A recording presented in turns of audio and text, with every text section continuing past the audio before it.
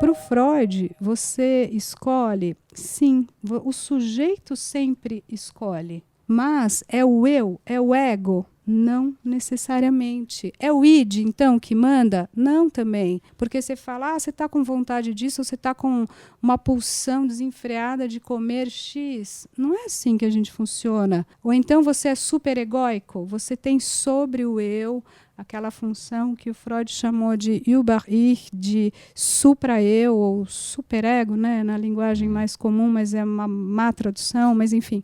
Você tem alguma coisa que paira sobre o eu, ajuizando continuamente a ação do eu, que também tem a sombra do ideal de eu. O que escolhe? Tudo isso junto. Começa agora Quem Somos Nós? O programa para quem tem prazer em conhecer. Uma parceria Eldorado FM e Casa do Saber. Apresentação Celso Loduca.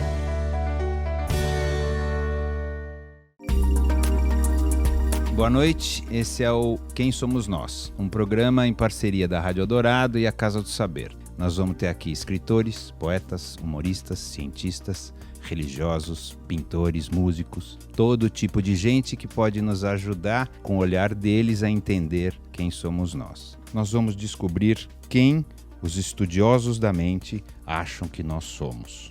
Eu sou Celso Loduca e aqui comigo está a psicanalista Maria Lúcia Homem. Ela é, atenção, precisa de muito fôlego para falar o currículo dela. Ela é pesquisadora do Núcleo de Estudos das Diversidades, Intolerâncias e Conflitos da Faculdade de Filosofia, Ciências e Letras da USP, professora da FAP, mestre pela Universidade de Paris 8 e doutora pela USP. Quem é você? Eu ia começar justamente comentando o título da série, né? Quem somos nós? Que já vai no coração de um dos impossíveis da cultura, né? Porque essa pergunta, quem sou eu, ou quem é você, já estragando o programa, é uma pergunta impossível, ela não tem resposta. Nós sabemos. Né? Tá ótimo, então. Nós sabemos disso, por isso que a gente continua perguntando. Exato, não é isso? Ela move mas o mundo. Mas é isso mesmo, nós sabemos, né? que ela não tem resposta, mas nós queremos nos aproximar dela. Portanto, através de sabendo quem é você, ou o que você pensa das coisas, e as outras pessoas que vêm aqui, a nossa ideia é chegar lá. Então, não aí, na resposta definitiva.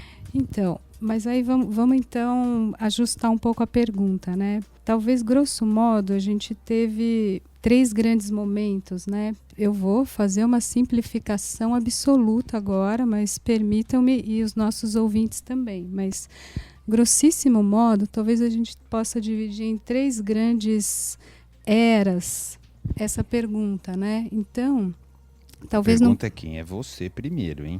Poxa vida, eu não vou escapar. Foge, psicanalista é duro, eles estão acostumados ao contrário, né? Que a gente fala e eles escutam. Agora é o contrário, é a sua vez de falar e a gente de escutar. Bom, ok. Mas assim, se antes o que era eu era pautado por um coletivo, né? Então, quem somos nós como povo, como tribo, como cultura? A modernidade, isso, né, séculos e séculos, a filosofia grega, a lógica transcendental, os deuses para nos ajudar a situar o rei, o que você quiser como um mapeamento assim, social. A modernidade ela vai chegar no ponto e perguntar quem é você, sujeito. Ela funda um sujeito individual. Aí autoriza sua pergunta para mim, né? Quem é você? Eu estou autorizado a perguntar de novo. Então, quem é você? Maria Lúcia senhora, doutora, Homem, né? qualquer coisa, Maria Lúcia Homem. Então, eu poderia, veja bem, que interessante, eu poderia, talvez no século XVII, melhor ainda XVIII, te responder com certa tranquilidade, não é? Maria Lúcia Homem, psicanalista, pesquisadora da USP, clínica, mãe, enfim, e vários lugares e papéis sociais para me legitimar. Só que aí, com Freud, complica um pouco a pergunta num 3º grau. Por quê? Porque, além de tudo, mal sei eu quem sou eu, entende? Porque é o inconsciente. Então, essa impossibilidade de resposta, ela ganha uma densidade, uma complexidade imensas, porque eu posso ficar aqui talvez uns 20 anos no nosso divã, tentando figurar então quem sou eu e o que me move, qual é o meu desejo, por que eu agi assim e não assado naquele ano tal, tão importante na minha vida, porque eu tomei aquela decisão e não aquela outra. E aí é o que a gente faz todos os dias no banho, nos pesadelos e nas grandes obras de criação, né? Eu entendo perfeitamente. Então, Eu entendo perfeitamente que não Tudo dá bem. para responder, que você está dando volta, mas de alguma maneira você se sente alguma coisa, né? Além de psicanalista, além disso, Esse além daquilo argumento outro. é bom. Não é isso? Então quem você sente que você é? É pessoal a pergunta. Agora é. Que É que você está sinto fugindo que eu muito, sou. então eu estou tentando te encurralar. Tô vendo. Eu vou ceder, então. Eu vou entregar. Obrigado. Olha, e já puxando para o nosso assunto, né? Eu acho que tem alguns atributos que são importantes e que eu escolheria para fazer essa conversa, né? O primeiro é ser mulher. Eu acho que isso é algo que é relevante, assim, faz diferença. Talvez a gente chegue a um dia em que seja irrelevante o seu gênero ou o seu sexo biológico ou sua identidade sexual, o nome que você queira dar. Eu até acredito que o futuro vai caminhar mais ou menos nessa direção. E que tanto mesmo faz. com as diferenças biológicas irreversíveis e impossíveis da gente transpor. Embora eu trabalhe com a psicanálise, com a cultura e subjetividade contemporânea, lógico, há um corpo e há algo de bioquímico historicamente construído que seja, mas muito antigo e que é indepassável, né? Não tem maior discussão. Que você, não é isso? Ou é você. É também, né? É também. Então, assim, sou uma mulher brasileira que vivo numa metrópole gigantesca, enlouquecida, chamada São Paulo. Então, assim, você tem que lidar continuamente com a imprevisibilidade. E isso é do contemporâneo, isso é do sujeito da metrópole. Cada vez menos a gente consegue ordenar a realidade. Mas não era assim, né? Também lá na savana? Imprevisível. Tudo também. bem. Não era Vamos dizer que a savana... Não mudou muito essa história, mudou? Eu não sei, mas eu tenho... É que a gente sempre tende a atribuir um alto grau de angústia à savana, né? Então, assim, você não sabia bem onde comer, onde dormir, isso é um problema. Mas você sabia uma coisa simples, que é o seguinte: a sua vida é buscar onde comer e onde dormir. Né? Agora Concorda é mais complicado comigo? um pouco, Complexificou imensamente. Você pode pensar o seguinte: se você é mais ou menos felizardo, se você tem minimamente dinheiro, você pode comer. E aí você vai ter um problema gigantesco, que é o seguinte: o que eu quero comer hoje? Entende? Então, assim, desde que saquinho você vai querer abrir da sua despensa até qual restaurante novo que você vai ver. E você, se tem muito dinheiro, você vai ter uma angústia infinita para saber qual é o melhor prato, o melhor chefe, melhor companhia que você pode ter para ir no melhor restaurante desta cidade. Então você está lidando o tempo todo com a falta e com a decisão, com a escolha, com o, vamos dizer, o livre-arbítrio, que é muito problemático como conceito, mas que, se é que ele existe, que problema, né? Hoje arbitrar o tempo inteiro sobre tudo. Então, acho que, só para fechar, eu acho que isso é relevante, assim, é mulher, é psicanalista, é brasileira, é metropolitana e não sei se o sujeito moderno, se a gente ainda está na modernidade, mas trabalha com essa ideia de liberdade. Acho que isso é importante, né? Brasil também, eu acho que seria... acho que isso é importante, né? É importante porque tem o melhor e o pior de vários lados, né? Também que é importante de conversar. Posso começar com esse negócio da liberdade que você falou, do acaso? Existem algumas pesquisas mais recentes, né? Que dizem que quase que aceitam o inconsciente, provam cientificamente o inconsciente do Freud, etc. Mas que no final nos dizem que a gente pensa que escolhe, mas já escolheu antes de saber que escolheu, né? No final, a gente só tem consciência da nossa escolha depois que já escolheu, né? O resumo meio tosco do assunto é esse. Isso quer dizer o seguinte: você não escolhe nada, não é isso? Ou você conscientemente... Vou discutir. Não tô afirmando, não. Eu tô perguntando. Você conscientemente não escolhe nada. Porque se você quem, né? Mas você escolhe inconscientemente e depois tem consciência. Então, como é que funciona isso quando você fala do livre-arbítrio ou da escolha e etc? Essa é, talvez, se a gente fosse escolher 3 perguntas dificílimas, né? Pra gente, sujeitos do 21... Eu escolheria essa como uma das 3, né? Top 3, assim. Porque, olha, tem uma afirmação... alguns grandes movimentos animaram o século XX de pensamento. Movimentos epistemológicos, filosóficos, conceituais, né? O existencialismo, sem dúvida, foi um deles. E o bordão, um dos bordões famosos do Sartre, né? É que o homem é condenado à escolha e que ele não pode deixar de escolher.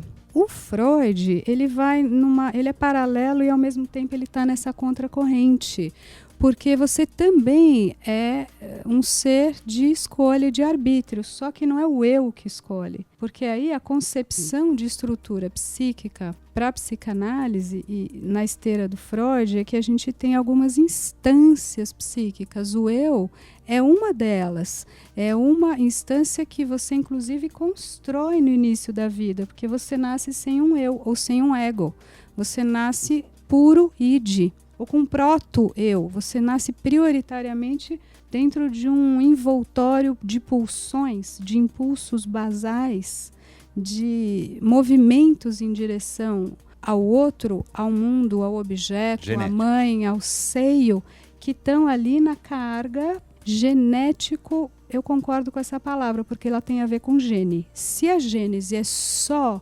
uma carga informacional de proteínas que está no DNA, eu diria que não só. Por quê?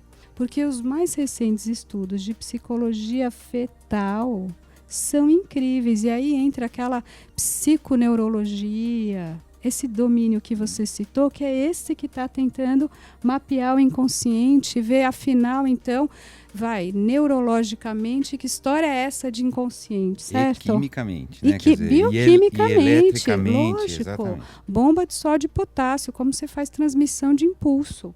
Como é que você vai transformar a informação? Ouve bem, um bebê, ele está, desde muito cedo, desenvolvendo, ele é uma bombinha, né, que chama coração, basicamente, e um cordãozinho sensível, que é um sistema nervoso central.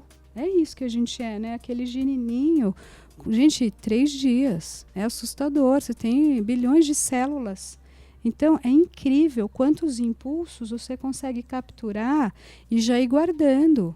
Bebê muito pequeno chupa o dedo. Ou seja, você está começando a entender o que é seu corpo, quais são os limites.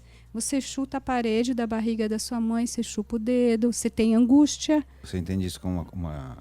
Então, é um protopsiquismo. É isso mesmo? Ou é simplesmente reações normais que a seleção natural foi trazendo pra gente e por acaso a gente faz desse jeito? Gente, a seleção natural, ela é um termo macro, maravilhoso, genial, né? Porque, um dos grandes insights da civilização humana, sem dúvida, é a maravilhosa origem das espécies, que simplesmente uma espécie veio de outra espécie, que veio de outra espécie, até você chegar numa protomolécula. Muito bem.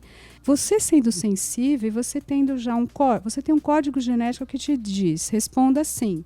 Mas aí você tem uma mãe, obrigatoriamente até agora, a gente não descobriu ainda, a gente está tentando. Pega ali um embriãozinho e coloca em célula muscular. Isso é o sonho de todos os machos.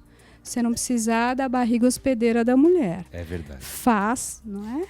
Pega e coloca um humano para desenvolver nesse puff maravilhoso e vamos embora. E vai nascendo perfeito, que você ainda vai escolher as melhores células. Mas as mulheres também prefeririam não precisar dos machos, não é isso?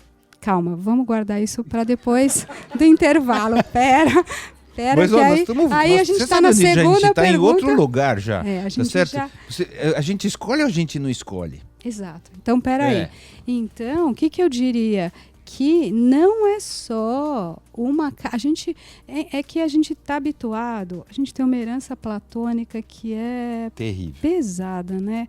E que molda a nossa maneira de raciocinar, que é uma divisão corpo e alma, ou em termos... O ideal e o mundo real. Sensível, mundo inteligível, real, ideal.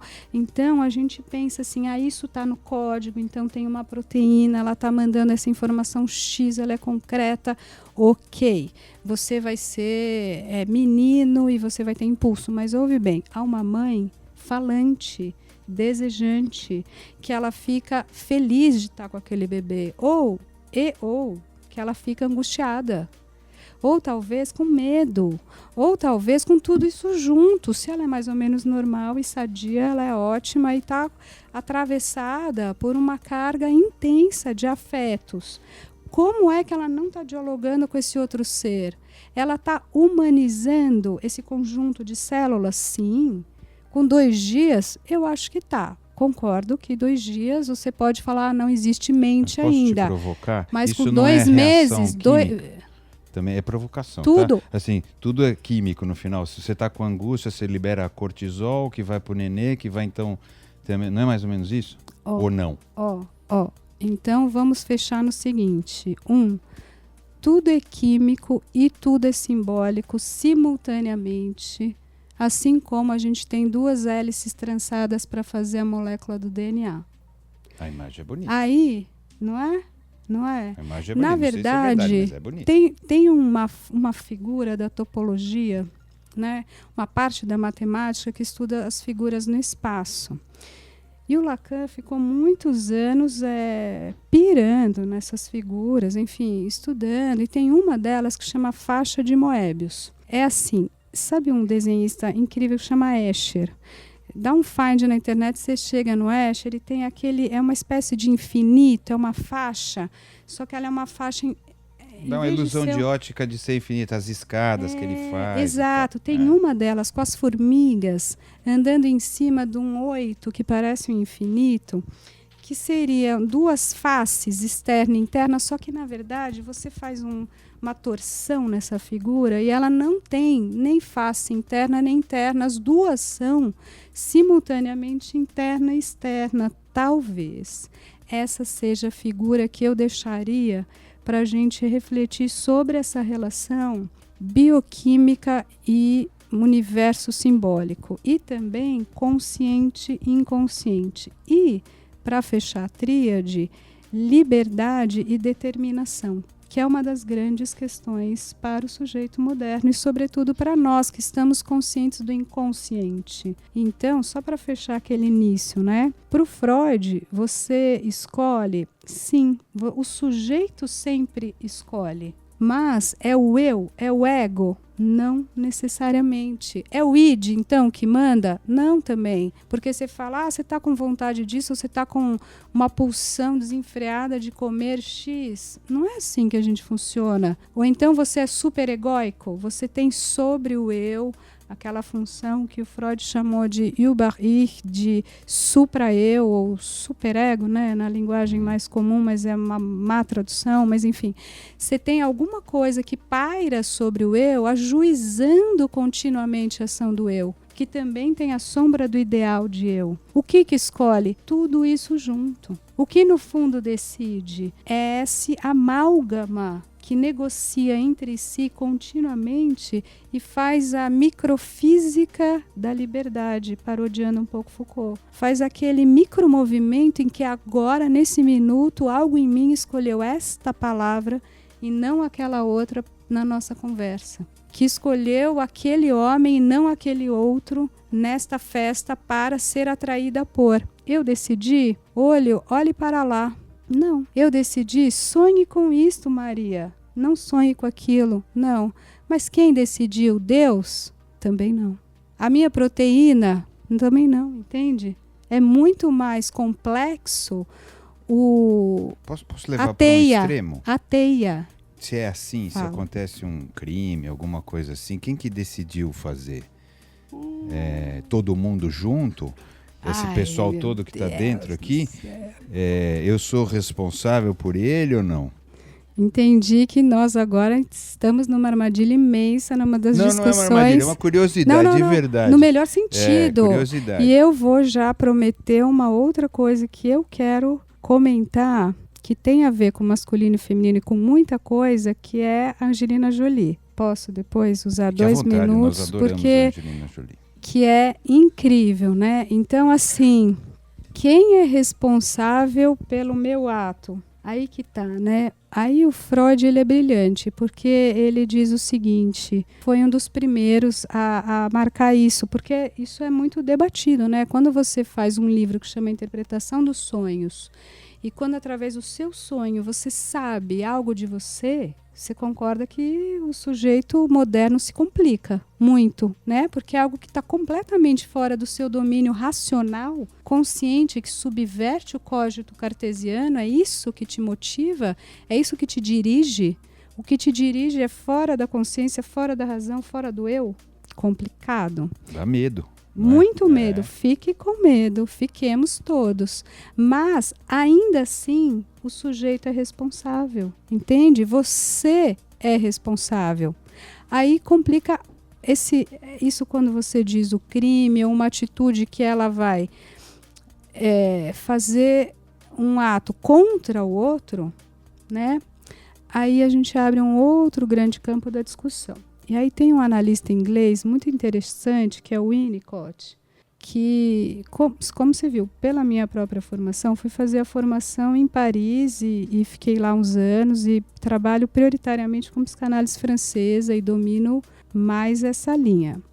Mas desde que eu fiquei grávida, fiquei totalmente apaixonada pelo Winnicott, que estudou muito esses primórdios da relação mãe-bebê e que a partir disso, desse micropar, ele fez uma teoria imensa, inclusive com cunhos filosóficos, sociológicos. Tanto que tem um filósofo interessante, que é o Sloterdijk, e um outro alemão, que é o Axel Honneth, que trabalha de maneira mais direta com o Winnicott. Então, acho que é um bom paradigma para a gente pensar o sujeito hoje. Então, eu estou nessa seara ultimamente, estou por aí, só para localizar o debate, assim. Mas, enfim, o Winnicott, ele vai colocar o seguinte, tem um primeiro momento em que ele diz, é um estágio pré-concernimento, pré-concern, e que é um estágio impiedoso. O bebê, isso eu estou falando 0 meses, 1, 2, 4, mais ou menos 0 a 4 meses, 5 meses,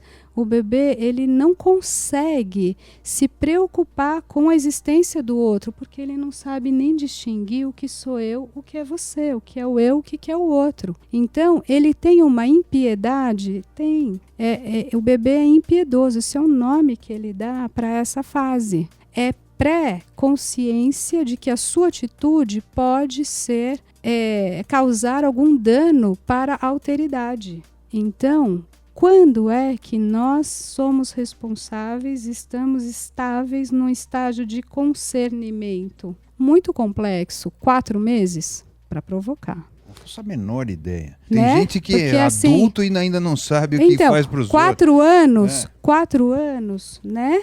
É assim, você vai pouco a pouco, 4 mais 4, 8 anos, enfim, é dificílima essa discussão. Acho difícil também colocar assim, porque eu não sei como você sente, eu tenho 4 filhos. Assim, são coisas completamente diferentes. Também. E se eu tiver qualquer que seja a questão, eu não consigo marcar uma data idêntica para cada um deles. Então, assim, cada um tem um jeito muito especial, e acho que as pessoas, todo mundo conhece isso, independente de filho. Então, eu tenho um pouco de medo dessa coisa. Com 4 anos a gente tem a consciência, com 8 anos, sei lá, né? Me parece que é isso. Eu conheço adulto que não tem, eu conheço, né? Então, eu não entendo direito isso. A gente está pronto para, quando você diz isso, você está dizendo, a gente está pronto para... Como é que se fala isso? De verdade, eu não sei. Eu acho que eu gosto dessa expressão, estar pronto para, assim, tem adulto que não está num lugar da responsabilidade, lógico, ainda mais a nossa cultura que nos convida extremamente a uma infantilização grotesca, né? Que isso é um problema, isso é algo para ser debatido e reiterado sucessivas vezes. Mas ainda assim, não está pronto para, mas poderia estar, mais do que isso, já que somos seres que vivemos em sociedade, feliz e infelizmente. Deveria estar? Deveria, então responda por. Não é isso? Seja responsável, você responde pelo seu ato. Ah, mas na verdade eu não sabia. Nem vou discutir esse caso maravilhoso. Eu não sabia. Deveria saber? Opa, então acho que tem até uma figura de justiça dessa. Você não pode alegar, acho que até no direito, você não pode alegar ignorância da lei para poder não fazer as coisas certas, não é isso? Regra número 1 para você estar no jogo. É ilegal você alegar que você não sabe que você está no jogo. Se nós vivemos num coletivo, a gente vai ter que combinar linhas. A gente combina alguns parâmetros e a gente dá um nome de norma para esse parâmetro. E estamos tentando fazer o menos pior, né? Nós estamos conversando aqui no Quem Somos Nós com a pesquisadora e psicanalista Maria Lúcia Homem.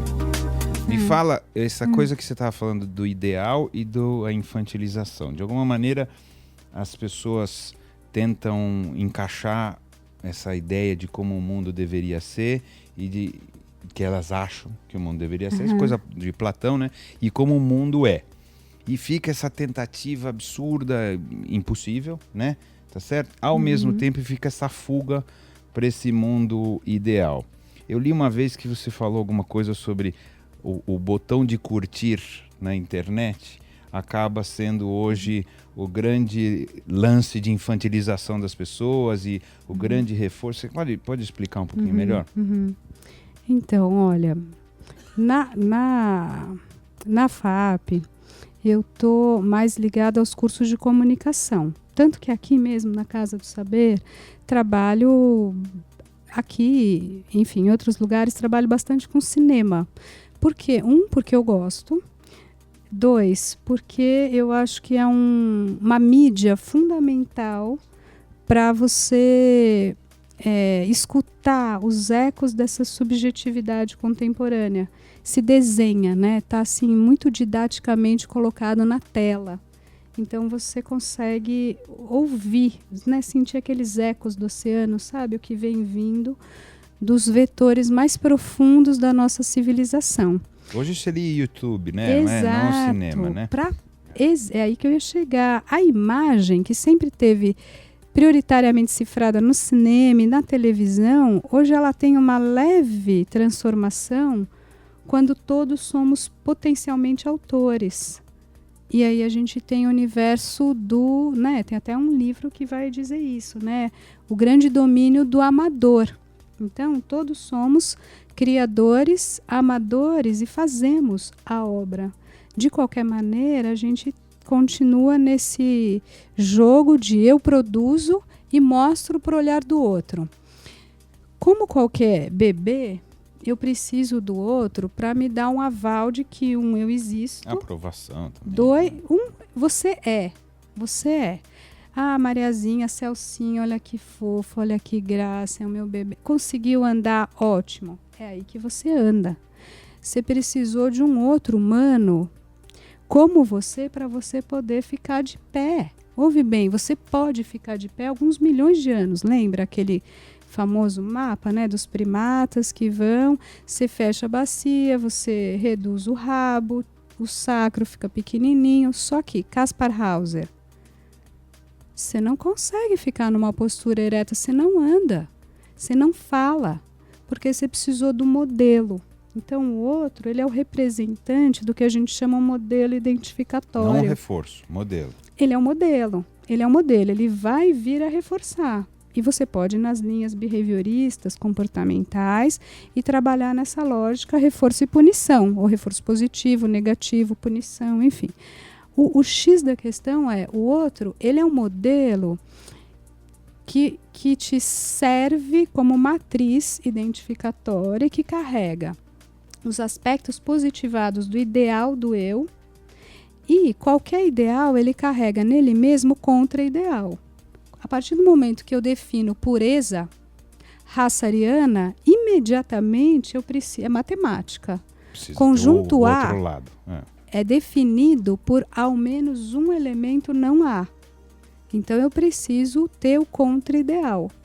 O que é a nossa cultura imagética e subjetivamente, né, peer-to-peer, colocada? O que ela precisa? Ela precisa do outro o tempo todo, me dando reflexo daquilo que eu sou.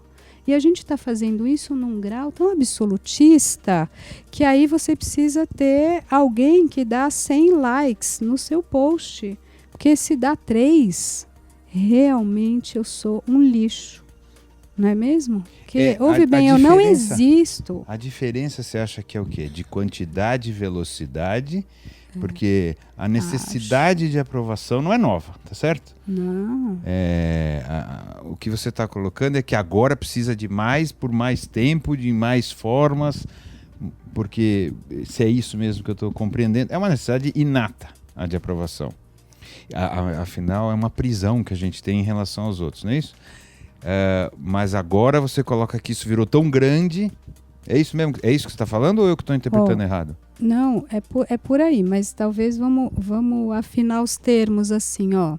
Antes, a gente tinha uma coisa incrível, maravilhosa, que a modernidade perdeu, e que é a ideia de Deus. Você pode ter sua fé, guarde Jesus no coração, como você quiser, mas você concorda comigo que é uma questão individualizada.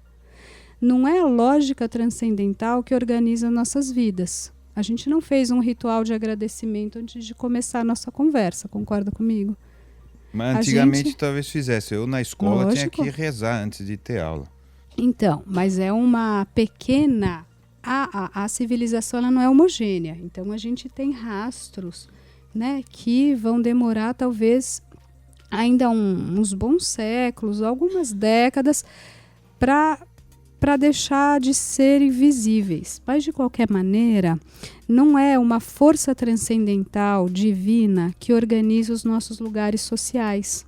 Por que isso é relevante? Por que isso tem a ver com uma coisa chamada Facebook? Embora a gente ache que são conversas muito distintas. Porque, a partir do momento que tem um ponto fora, como é que eu posso desenhar isso de tal forma que quem esteja nos escutando imagine, ó, tem um tripé, um triângulo aqui, e tem um ponto numa hierarquia que estrutura tudo que está aqui embaixo.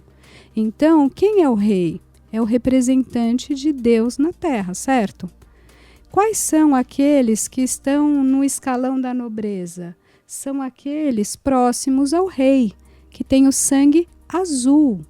É incrível como sistema lógico, como sistema de significação, não é? Seria interessantíssimo se nós pudéssemos tranquilamente viver nesse mundo ordenado. Aspas, aspas, aspas no que eu estou dizendo. Né? Poderia ser interessante em qual sentido? Nos apaziguaria. Então, o meu lugar depende desse ponto transcendental imaginário que diria para mim, você nasceu, o meu nascimento diz do meu lugar, você é duquesa X. Tem gente na minha família que gosta dessas coisas, faz umas árvores genealógicas, você está no brasão não sei da onde, não sei do que. Faz sentido? Não, por quê? Porque a partir do momento em que a modernidade ela revira todo o sistema hierárquico transcendental, ela coloca o sujeito podendo ter o privilégio e a dor de se forjar a si mesmo. Então, o que te fez? Você e a sua história. É maravilhoso, lógico. Você está garantido pelo seu nascimento e pelo, vamos dizer, pela legitimação do seu lugar dado pelos seus pares socialmente. Você tem que conquistar isso dia a dia. Isso é uma ética protestante, assim, né? Sem jeito dúvida. De olhar protestante, né? Isso é o Weber, né? O Weber vai ter essa grande sacada, como que a gente vai sair de uma lógica católica e vai para uma lógica protestante, de que você pode e deve se desenhar como sujeito. Isso é o Hölderlin, né? Lembra? A possibilidade de escrever o seu próprio destino.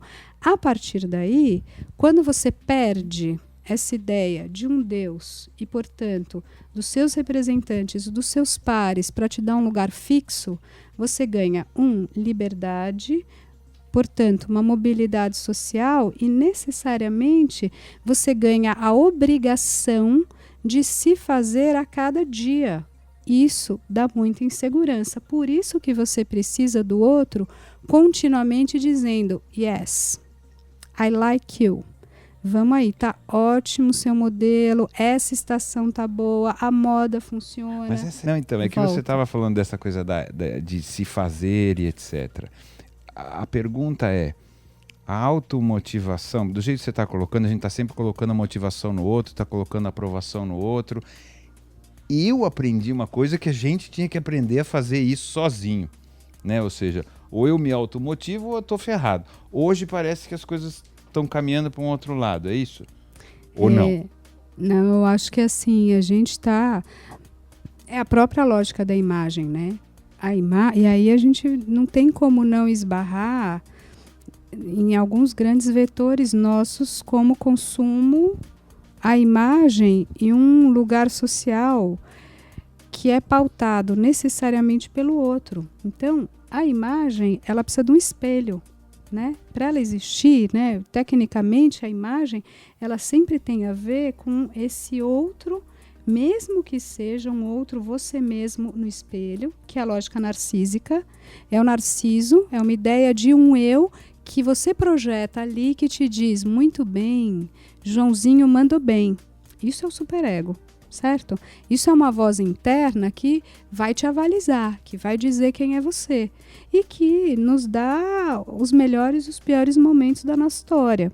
A depressão é quando você está justamente numa desconexão com você mesmo, com o seu desejo, e normalmente tem uma voz levemente cruel dizendo nada vale a pena e você é um lixo. Você não tem esse lugar. Também, né? Eu vou voltar para a química que eu não vou deixar. Não tem jeito. E o negócio do remédio? Tem gente que melhora com remédio, não é isso? De verdade. Ou você acha que não é isso? É placebo?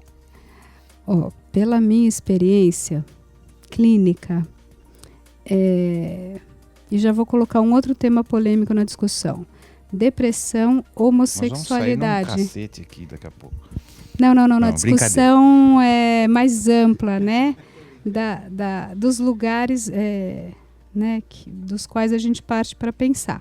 Mas assim, homossexualidade, depressão, e quando eu digo depressão, pode colocar todos os sintomas psicopatológicos contemporâneos aí, distúrbios alimentares, pânico. Que parece que aconteceu tudo agora, não existia antes. Exato, o DSM-5, ótima discussão. Enfim. Não existia, agora existe um monte de doença. Não, todos nós nesta sala, sem exceção, não leia o DSM-5, a gente tem 600 e tantas categorias. Aumentou. Você certamente é patológico, você não tem saída, algum problema, você tem algum remédio, vão descobrir para você. Aquele manual de doenças dos Estados Unidos que serve inclusive para os planos de saúde, né? Que é o que regulamenta, se você está encaixado ali, o plano de saúde paga, se você não está encaixado ali, o plano de saúde não paga. A lógica anglo-saxônica, ela tem uma coisa muito interessante, que é uma clareza, né? Então tem um amor a uma transparência, a uma clareza, e daí uma herança, como você diz, classificatória, colocar em gavetas, e uma fé na positividade, uma fé na positividade, inclusive, da molécula, do neurotransmissor, de você poder fazer um exame de sangue e detectar se tem mais ou menos serotonina disponível, não é? Então, você acha que respondendo à sua pergunta, minha experiência clínica diz que em 100% dos casos, todos esses, coloquei a homossexualidade só para provocar um pouco. E esses sintomas ditos contemporâneos, todos eles têm carga psíquica simbólica evidente. Não há discussão sobre isso. Você pode me dizer, mas também não haveria fatores bioquímicos voltando para o começo da sua conversa, não é tudo misturado? Lógico, eu mesma fiz aquela imagem daquela hélice trançada. Lógico, então assim, a gente conhece... Agora eu vou junto com você, porque se você está sempre voltando, né, para essa química, isso é a materialidade do humano, sem dúvida. Eu vou junto com você agora, que é o seguinte, sobre sexualidade, né? como eu comentei, fiquei grávida, fiquei lendo muito Winnicott, enfim, tenho então um filho hoje, 3 anos, menino. Gente, eu, psicanalista, em princípio, a cultura e a formação dos gêneros, construção histórica, ótimo, trabalho com isso, creio nisso claramente. Agora, que o moleque é moleque, independente do que você faça. É incrível. Então, nem eu, nem o pai somos amantes de cerveja, futebol, violência, essa coisa. O prazer dele, depois do Homem-Aranha, agora é Hulk, eu acho que é um pouco mais energético. Boa. É bater, e agora ele está formando narrativas, né? Já com 3 anos já tem historinha, já vai uma coisa depois da outra. Aí você vai pegar na escola, então, daí eu peguei o Joãozinho, daí eu peguei, joguei areia nele, daí pisei, daí cortei, aí peguei o braço dele e joguei lá longe, em cima daquele outro prédio ali. Eu falei, Isaac, mas como assim? Você concorda comigo? Então não foi você que fez isso. Pera, calma, assim. Ele tá lá, a luta... O lutar, o embate e o outro é fundamental para esse pequeno ser humano? Parece ser. Meninas, filhas de amigos, enfim, do que a gente sabe. Tem já nessa fase um enorme jogo do cuidar. Tem as bonecas e, gente, é incrível isso. As meninas, elas podem se dar a tarefa de cuidar simultaneamente de 12 bonecas. Vocês já viram isso? Não estou mentindo, você conhece? Claro, e assim, são 12. Então você menina. amamentou todas.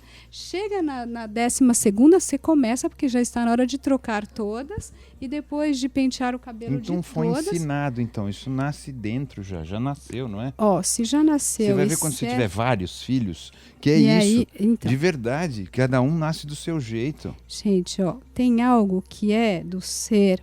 Pode ser, concedo. Tem algo que é... Do ambiente? Claro que sim. De alguma formação da materialidade dos gêneros, dos sexos, hormonal, neuroquímica, neurotransmissor. Possivelmente, vamos esperar algumas décadas, alguns séculos para mensurar mais. Que é uma construção histórica, sem dúvida, também é. Isso é reiterado. Lógico, então assim, em princípio, toda a educação não pode bater, Isaac, então não faça isso. Mas tem um pequeno adendo, muito sutil, o pai diz, mas se te bater, você bate. Entende? Tem quase um orgulho, porque a professora vai reclamar. É isso então, mesmo. ele é o garoto que, olha, é o seguinte, não tem condição, porque ele está liderando aí, então, Então, assim, tem uma construção de uma virilidade que eu também sinto que vai se fazendo. Então, assim, é um jogo, é uma trança, é uma trama altamente complexa e muito sutil. Não sei se a gente conseguiria fazer essa grande distinção, Até aqui seria a essência, até ali a aparência. Até aqui a materialidade, o corpo, até aqui algo, enfim... Nós estamos conversando aqui no Quem Somos Nós com a pesquisadora e psicanalista Maria Lúcia Homem.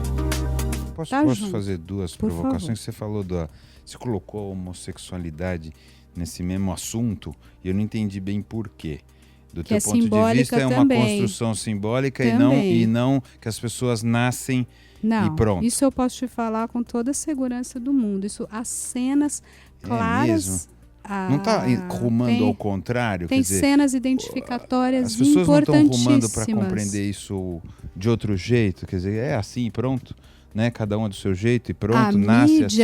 A mídia, quando eu digo a mídia mainstream, eu não sei assim, depois corta, vou falar livremente, mas assim, Globo Repórter é só organicista. É só positivista, gente. Então, da mídia, Aí você fala assim, foi descoberto o gene da esquizofrenia. Bobagem, não, claro, me perdoa. Claro.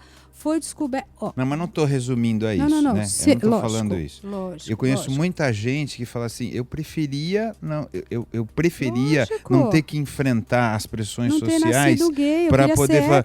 Então, um monte de gente. Então, ou seja, não é necessariamente uma condução ou uma escolha ou etc. Parece que é maior do que a pessoa. De novo, Voltamos no lá para o início da assunto, nossa que esse negócio não sai do começo. É uma escolha. Assim, então, É a mas vida, eu sinto. é a vida. Então, É mas uma então eu escolha sinto consciente? Não, não. Todas as nossas escolhas. Mas é uma escolha, sobretudo, você acha? As pessoas dizem que não tem escolha. Não é o.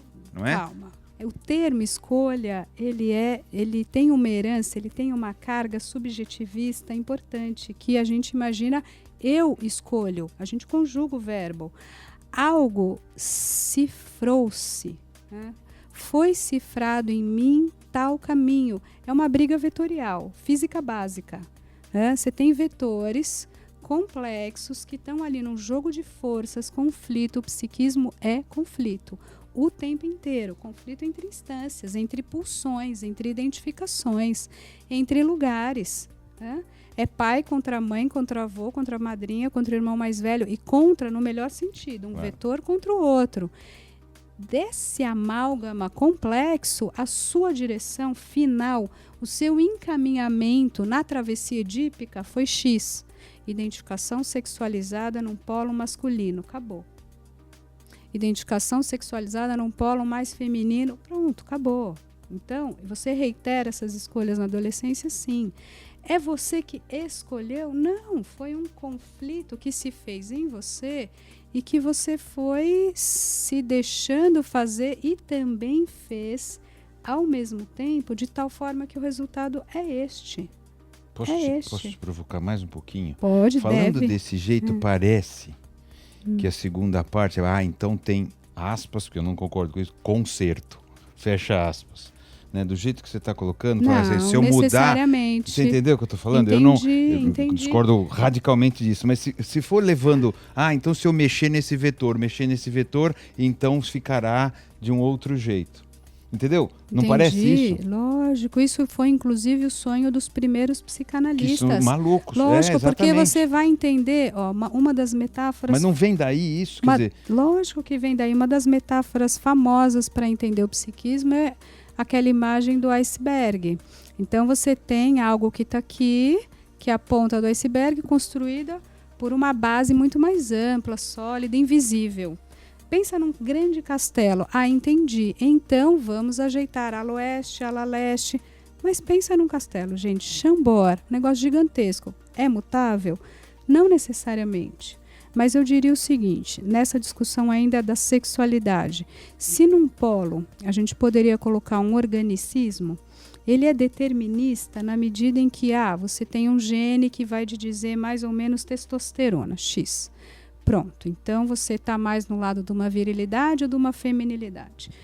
Um outro polo igualmente determinista, transcendental, aspas, evangélico, vai te falar, demônio te colocou essa sexualidade que você também não quer. Vá de retro, demônio, sai Satanás. Faz exorcismo. Faz exorcismo, gente, sessão descarrego...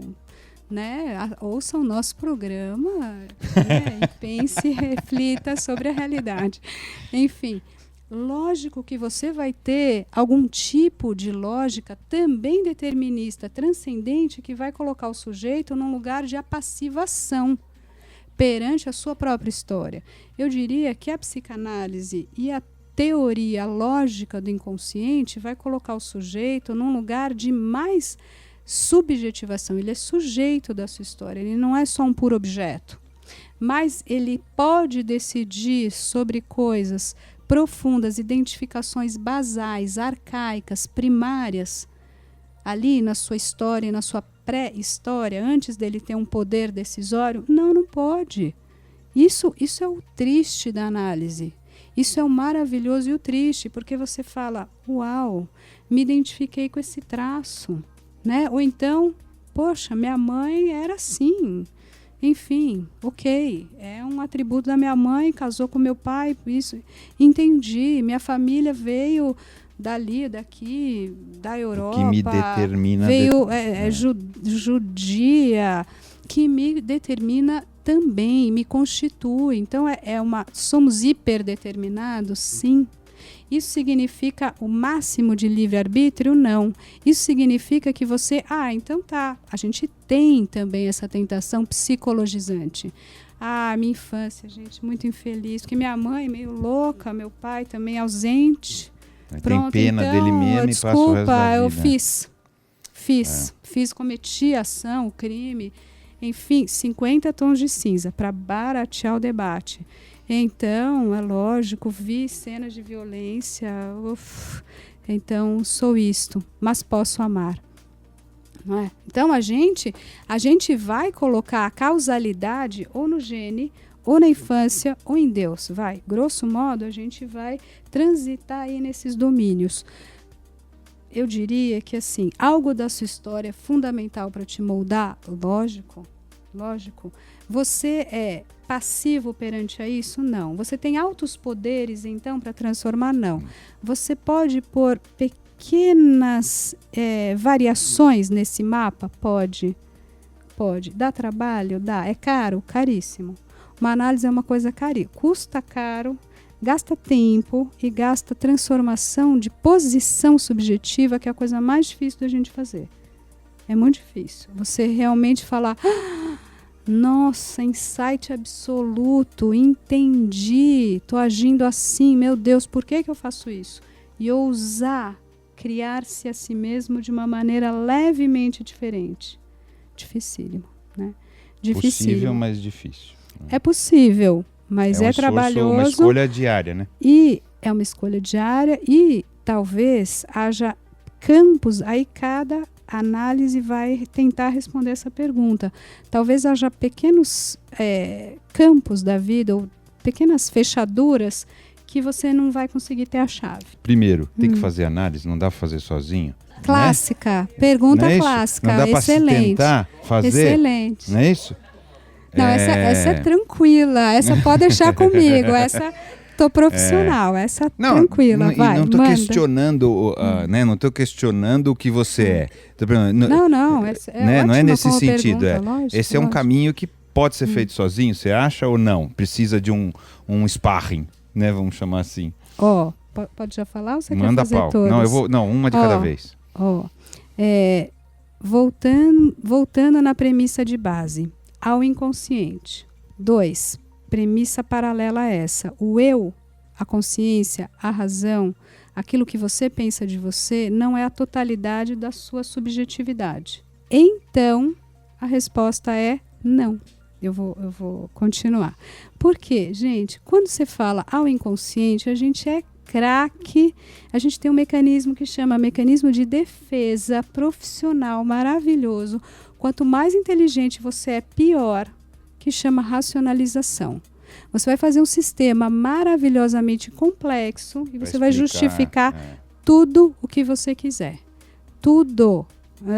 Desconfie de si mesmo. Isso é o conselho que eu deixaria. Eu sei que é cruel, eu sei que é ingrato. Desconfie de si. A melhor posição ética, eu concordo, é a posição ética para nós, talvez hoje, né, sujeitos desse mundo tão assim peculiar, né, intenso, vívido, bem difícil onde a gente está. Desconfie. Qualquer certeza absoluta e qualquer juízo, ajuizamento. Qualquer certeza é imatura, não é isso? Qualquer certeza absoluta é muita sinal de angústia, imaturidade, né?